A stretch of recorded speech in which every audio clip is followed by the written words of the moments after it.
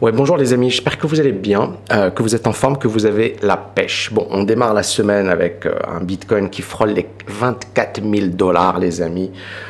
C'est incroyable et on voit effectivement, on parle d'un plus bas depuis, alors on est ici, on parle depuis décembre 2020. Vous voyez ici, décembre 2020, donc on a ce point bas et on est par là. D'accord? Donc ça veut dire que toute cette hausse, donc tous les gars qui ont acheté en 2021, et on sait que beaucoup de nouveaux investisseurs sur les cryptos se sont précipités en 2021 pour acheter. On sait que le prix moyen, les chiffres sont officiels, le prix moyen d'achat du Bitcoin est de 47 500 $ en 2021. Et aujourd'hui, ça vaut 24 000, c'est-à-dire que celui qui a acheté un Bitcoin est en train de perdre environ 23 500 $. D'accord? Donc, si on prend également par rapport au plus haut, ici, le Bitcoin est en train de perdre 65% depuis les plus hauts. Alors, est-ce que c'est la fin du marché baissier? C'est vraiment une question importante et je vais y répondre sans langue de bois comme d'habitude. Alors ici, je partage un post que j'ai mis sur Telegram. Hein. Je vous invite vraiment à aller sur Telegram. Et là, il y a une discussion entre deux de mes étudiants ou des participants à mes programmes. Bon, il y a un premier étudiant qui dit, voilà, les amis, il y a un mois, les cryptos, ce que la vidéo de Tammy sur les cryptos fait réfléchir, on n'achète pas d'accord, mais est-ce qu'on coupe? Parce que j'avais dit... mais en octobre de l'année dernière, en octobre-novembre de l'année dernière, j'avais dit ceux qui croient que le Bitcoin va monter à 100 000 $, ils rêvent, ils doivent se réveiller. Et j'étais très prudent. Pourquoi? Parce que j'avais dit il y a plein de nouvelles positives. On avait les ETF sur le Bitcoin, on avait tout le monde qui parlait des ETF, on avait tout le monde qui parlait des cryptos. Donc normalement, dans ce cadre-là, tu as plein de nouvelles positives, ça ne peut que monter. Or, ce dont on s'est aperçu, enfin moi, je me suis dit, ça corrige, donc ça pue. Et c'est mon intuition, d'accord? Mon intuition, la deuxième intuition, c'est que pour moi, 2021 est une anomalie boursière. Et même 2020. C'est-à-dire que s'il n'y avait pas eu les investissements massifs, ou du moins les liquidités massives, parce que ce ne sont pas des investissements, mais c'est de l'argent qui a été injecté massivement dans l'économie. Si on n'avait pas eu ça, on n'aurait jamais eu le marché haussier qu'on a eu sur le SP500, sur les bourses mondiales, sur les cryptos, etc. Donc 2020, ça a été l'année du Covid. Ça a été également une année record en termes d'injection de liquidités. 2020, ça a été une année où la bourse est montée. Et 2021, ça a été l'année de la folie. C'est-à-dire que les gens se sont dit, c'est bon. Et là, on a eu Dogecoin. Hein, rappelez-vous. D'ailleurs, j'aimerais bien voir où est notre ami Elon Musk. Je taquine bien évidemment, mais ce que j'avais dit l'année dernière ne change pas. Hein. Et vous voyez, je ne retourne pas ma veste. L'année dernière, j'avais dit, je ne comprends pas pourquoi Elon Musk fait ça. Et j'avais mis en garde sur le Dogecoin. Et Elon Musk, bon... Je pense être meilleur que Elon Musk. Je ne suis pas milliardaire comme Elon Musk, je ne suis pas. Mais j'ai quand même un certain recul en matière d'analyse des marchés, de psychologie des marchés. Et pour moi, c'était plus qu'évident que ça allait se cracher. Et justement, on va regarder le Dogecoin ensemble. Vous voyez, ça vaut 0,045. À l'époque de Elon Musk, ça valait 0,76. C'est incroyable ce truc, c'est-à-dire que ça a perdu 92% de sa valeur. Merci Elon. Et c'est incroyable parce qu'on avait des Mark Cuban également. Vous vous rappelez Mark Cuban, hein, c'est un gros milliardaire également. Hein. Il a une équipe de basket, c'est pas un con, c'est pas un neuneu. Et il était à fond. Et c'est ça ce qui est dingue, c'est que même moi, j'ai douté. À un certain moment, je me suis dit, c'est pas possible. Mark Cuban, il est à fond. Elon Musk, j'ai douté. Je ne vous le cache pas, c'est normal, c'est humain. Je me suis dit, s'ils sont à fond, est-ce que peut-être qu'ils ont raison? Et après, je me suis calmé et après, j'ai analysé le truc. Et après, voilà, j'ai eu mon fameux discours sur le Dodge où je disais, en fait, c'est dangereux et attention, méfiez-vous. Donc ça, c'est mes vidéos de l'année dernière. Et les gens ont perdu 92%. Donc le problème ici, c'est que On ne peut pas parler de la fin d'un marché baissier. Hein. Sur le Bitcoin, historiquement, les précédentes baisses, le Bitcoin avait perdu 80%. Je vais le regarder ensemble. On va le regarder ensemble. Donc ici, vous voyez, ça c'était 2017. Et le Bitcoin avait perdu 84% de sa valeur. C'est incroyable parce que là, on perd déjà 65% de sa valeur. Mais pourquoi, pour moi, c'est encore plus incroyable? Regardez les volumes. Regardez les volumes. Personne ne vend ici. C'est un truc de fou. Personne ne vend. C'est incroyable. On va comparer avec 2017. Donc là, c'est 2017. On voit les volumes à la hausse. Hein, on les voit par là. On voit les volumes à la hausse. Mais on voit également, regardez les volumes. Et ça, c'était quand le Bitcoin nous avait fait un point bas. Voilà, c'était aux alentours des 6000, 7000. Il nous avait fait un point bas. Puis il avait rebondi un petit peu. Et puis, il nous a fait un gros point bas aux alentours des 3000 $. Et moi, à l'époque, j'avais dit s'il va à 2000 $. Voilà, mais il n'a pas fait 2000 $, mais il a fait quand même 3000 $. Mais on a perdu 85%. On va encore étudier le Bitcoin, hein, passé. Alors, l'autre bear market qu'on a eu, c'était en 2013. Et là, le Bitcoin avait perdu, idem, 86% voilà, depuis les sommets. Ça nous donne, voilà, on peut se dire, ok, là le Bitcoin perd 65%, d'accord, on peut encore baisser jusqu'à 85% si on considère que, voilà, on prend l'histoire. Maintenant, ça ne veut rien dire, hein. L'histoire ne se répète jamais de la même manière. Mais moi, encore une fois, hein, mon discours n'a pas changé. Tant que les signaux, les indicateurs techniques sont négatifs sur le Bitcoin, je considère qu'il faut rester à l'écart. Et en fait, les signaux ne sont pas positifs, il faut le dire. Ici, ce fameux message d'il y a un mois où voilà, les vidéos de Tammy font réfléchir, on n'achète pas, mais est-ce qu'on coupe nos pertes? Vous en pensez quoi? Ou bien appliquer? Et j'ai un autre étudiant à moi qui dit, perso, je ne touche pas. D'ailleurs, je ne touche à rien pour le moment. Techniquement, c'est clairement vendeur et aucun retournement n'est actuellement observable. Voilà. Point. Et ben, ça fait un mois et je pense que je vais pas donner son prénom, voilà, mais je pense que il avait complètement raison. C'est-à-dire que pour le moment, ça ne sert à rien. Alors, beaucoup de gens, encore une fois, sont en mode FOMO, Fear of Missing Out. Ils ont toujours peur de rater l'opportunité du siècle. C'est le problème de beaucoup de personnes. Et le problème du FOMO, c'est que ben souvent, le FOMO, il arrive au pire moment. C'est-à-dire, il arrive quand la pression, elle est tellement forte. Tout le monde est en train de gagner autour de nous et on se dit, je suis vraiment un nul. Pourquoi je ne fais pas comme les autres? Et à partir de là, on prend son courage à deux mains et on y va. Et le problème, c'est que c'est souvent le pire moment. Et c'est ce qui s'est passé en 2021, malheureusement. 2021, moi je me souviens, ma chaîne YouTube n'a pas cartonné, hein. Elle n'a pas eu une croissance fulgurante. En 2020, on avait une grosse croissance. En 2021, pas une grosse croissance. Pourquoi? Parce que je disais, il ne faut pas acheter Coinbase, attention Dogecoin. Donc en fait, j'étais moi anti-FOMO. J'étais en mode prudence. Tout en restant lucide. Hein. Quand par exemple, j'ai dit le Bitcoin peut continuer de monter, il y a eu des moments où j'étais haussier. Mais j'ai toujours précisé que c'était technique, c'était spéculatif, que ce n'était pas pour tout le monde, d'accord? Et qu'il fallait être capable de bien gérer ses positions. Mais sur Coinbase, je disais non. Robinhood, non. GameStop, non. Alors que tous les gros influenceurs à l'époque, ils étaient à fond. Hein. GameStop et Coinbase et Robinhood et Dogecoin et Shiba, mais des gros influenceurs. Hein. Je connais un Américain, le mec, il a une grosse chaîne YouTube, 1,5 million d'abonnés. Et il était à fond, et Shiba, etc.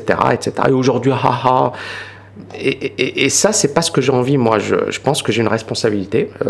Maintenant, je peux pas tout. Hein. De toutes les manières, même si je dis rien, il y a des gens, ils vont me le reprocher. Bon. Mais je pense que mon discours de prudence a été le bon. Voilà. Et je pense que le discours de prudence était mesuré. Il était également lié à pas mal de choses. Alors, pour les cryptos, qu'est-ce qui se passe également? On a Celsius, Crypto Lending Platform Celsius Networks, qui a dit le dimanche qu'ils allaient arrêter tous les retraits, les swaps, les transferts entre comptes. C'est terrible. parce que les conditions de marché sont extrêmes. En fait, on se retrouve dans une situation où, vous voyez, c'est une plateforme, one of the largest crypto lending companies in the world.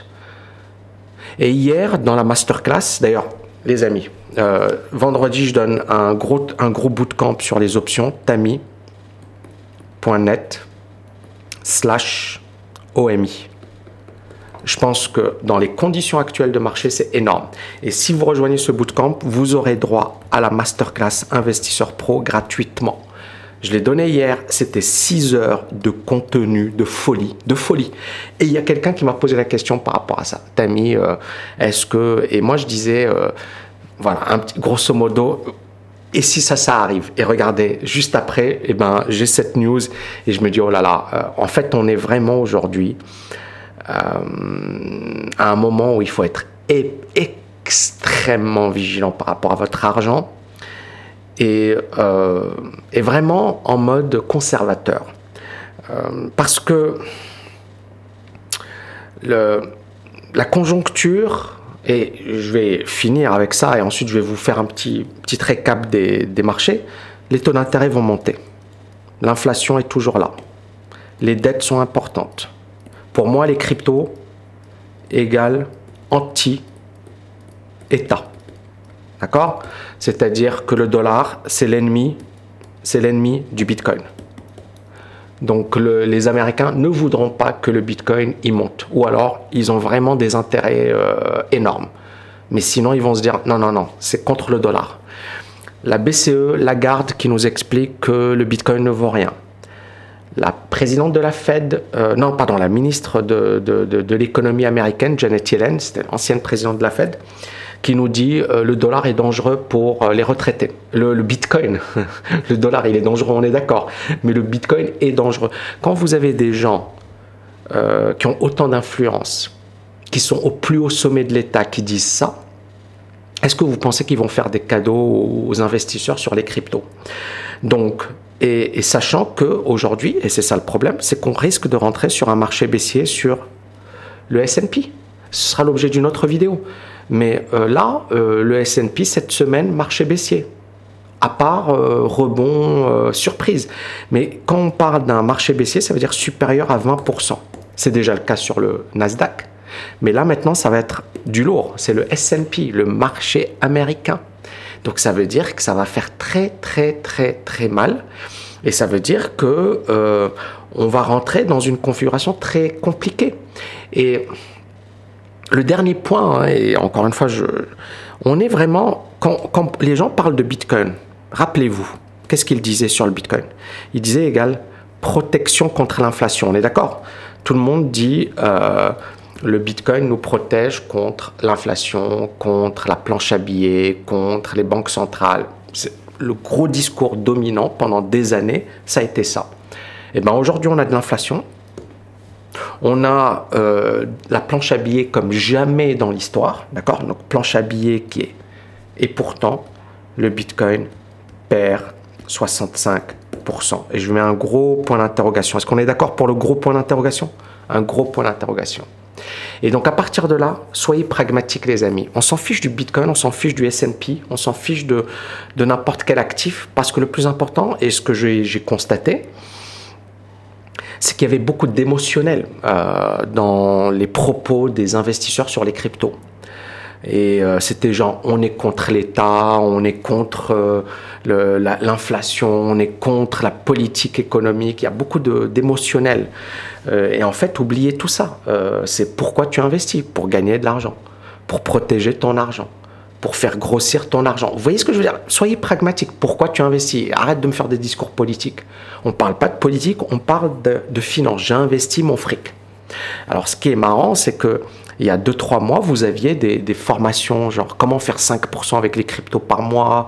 Les gars, ils sont dans tout, sauf dans les cryptos, et ils commençaient. Et moi, j'étais là à me dire, ok, est-ce que je tombe dans le même piège? Et j'ai évité de tomber dans ce piège, parce que justement, en fait, c'était la solution de facilité. Tout le monde, aujourd'hui, parle des cryptos. Donc, vraiment les amis, et je vous parle voilà, comme un grand frère ou ce que vous voulez, mais c'est vraiment mon état d'esprit sur cette chaîne YouTube. Oui, j'ai un business, et encore une fois, je n'ai pas honte et je suis fier d'avoir ce business, parce que ouais, tout le monde fait un business. Toi qui me regardes, heureusement, tu fais un business. Soit tu es salarié, mais tu fais un business, tu échanges ton temps contre de l'argent. Hein. Tu utilises, l'entreprise qui t'emploie va utiliser tes compétences moyennant salaire.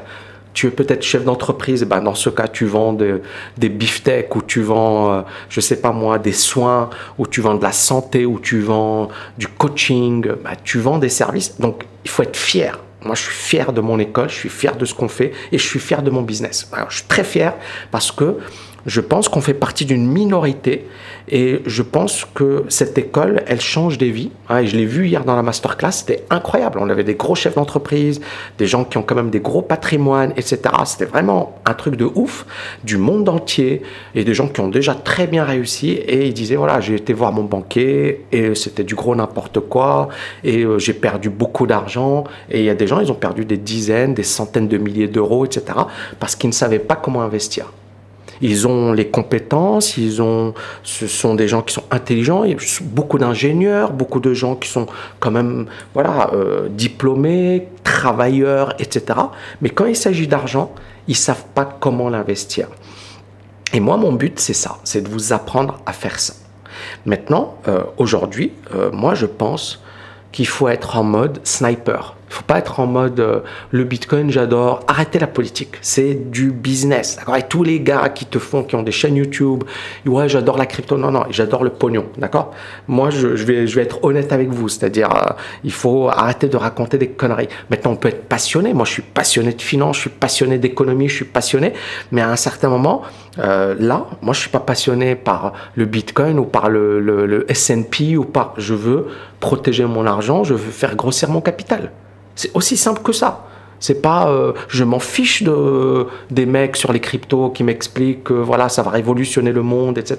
C'est super, je suis très content pour vous. C'est comme, je sais pas moi, des boîtes, je me souviens de la bulle technologique, c'était assez marrant. On avait un phénomène, on avait à l'époque deux boîtes, on avait eToys, d'accord, et Toys R Us. Je ne sais pas si ça s'écrit comme ça, mais c'est pas grave, et Toys R Us est en faillite. Mais à l'époque, eToys, c'était juste de la merde. Ils vendaient rien, ils perdaient de l'argent, ils n'avaient aucun magasin, et pourtant ils valaient en bourse plus que Toys R Us, qui avait plein de magasins, plein de salariés, et qui gagnait de l'argent. Donc vous aviez une boîte qui était de la merde, qui valait beaucoup plus qu'une boîte qui était quand même solide à l'époque. Ça s'appelle de la folie spéculative, tout simplement. Et les gens, ils ont beau te dire, ouais, mais tu vois, les nouvelles technologies vont révolutionner le monde. À un certain moment, vous devez être carré. Bien sûr qu'à un certain moment, on va avoir des excès. C'est normal. Mais vous devez le comprendre. Et vous devez être en mode spéculateur. Pas investisseur, spéculateur. S'il y a un coup à faire, je prends, j'achète, je sors. Mais je ne suis pas en mode politique, ouais, ça va révolutionner. On s'en fiche que ça révolutionne le monde. Parce que si à la fin, tu as perdu 70%, 80%, 90% de ton fric, et que ça représente les économies de toute une vie, ton discours politique vaut que dalle. Donc moi, je fais partie de l'école des pragmatiques. Quand le Bitcoin monte, etc., j'adore. Quand il baisse, tu sors, tu dégages, tu ne touches pas. Et là, pour le moment, moi, mon discours, c'est on est en mode correctif, très, très correctif. Ça ne veut pas dire qu'il n'y aura pas de super bonnes opportunités. Je pense qu'on aura des opportunités incroyables. Mais je pense que pour commencer à acheter les cryptos, il faudrait que les indices se reprennent. J'ai beaucoup de choses à dire, les amis. Je pense qu'il vaudrait mieux faire une autre vidéo. J'espère que vous avez kiffé cette vidéo. Si c'est le cas, max de pouces bleus. Et n'oubliez pas, on se retrouve sur tami.net/OMI. Ça va être de la folie. C'est un gros bootcamp sur les options. Ça démarre ce vendredi. Ciao les amis.